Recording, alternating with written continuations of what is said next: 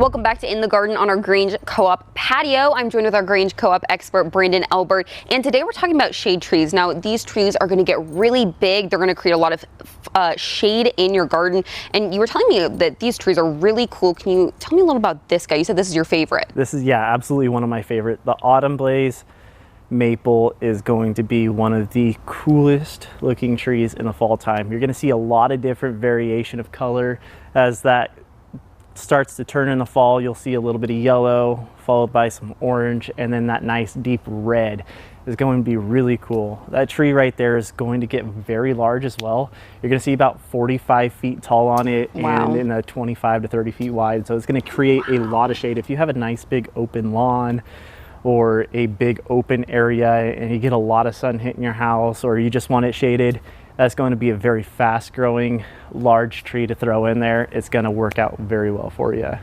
That's awesome. And you were telling me this guy is actually a conifer, and these are not uniquely shaped leaves. These are actually needles. Yeah, so this right here is a ginkgo tree. Many people know it by the dinosaur tree. It used to be dinosaur food, which is really cool. So having that little piece of history in your yard can be a really good talking point, conversation starter there for some new friends or something if you want to throw it out there. This variety right here is going to get in that 40 feet tall and 20 feet wide as well, so it is going to cast a lot of shade on it, on your yard as well. Perfect. And then tell me about this guy as well. Yeah, so the Chinese pistache, really kind of a cool tree. It's kind of an ugly duckling when it's younger, but as it gets larger, you're going to have this really nice round shape, large tree that's going to create a really nice shade for you. Perfect. So these trees are going to create a lot of shade. Do they need to be watered a lot? Is there anything that people need to keep in mind when grabbing these guys? Absolutely. So as they are a fast growing tree, they are going to need a little bit of more water at first to get them started. Once those roots get deep, you're not going to need as much water, as they're going to find their own water source. But getting them started, consistent watering is very important. Also, if I may add, using a good product like the soil builder conditioner, mix that 50-50 with the native soil as you plant it. That's going to help with water retention.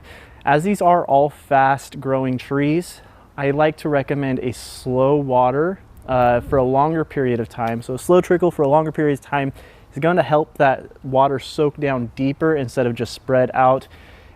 Especially if you're in a lawn, everybody's like, oh, I don't want maples in my lawn, I'm gonna see roots.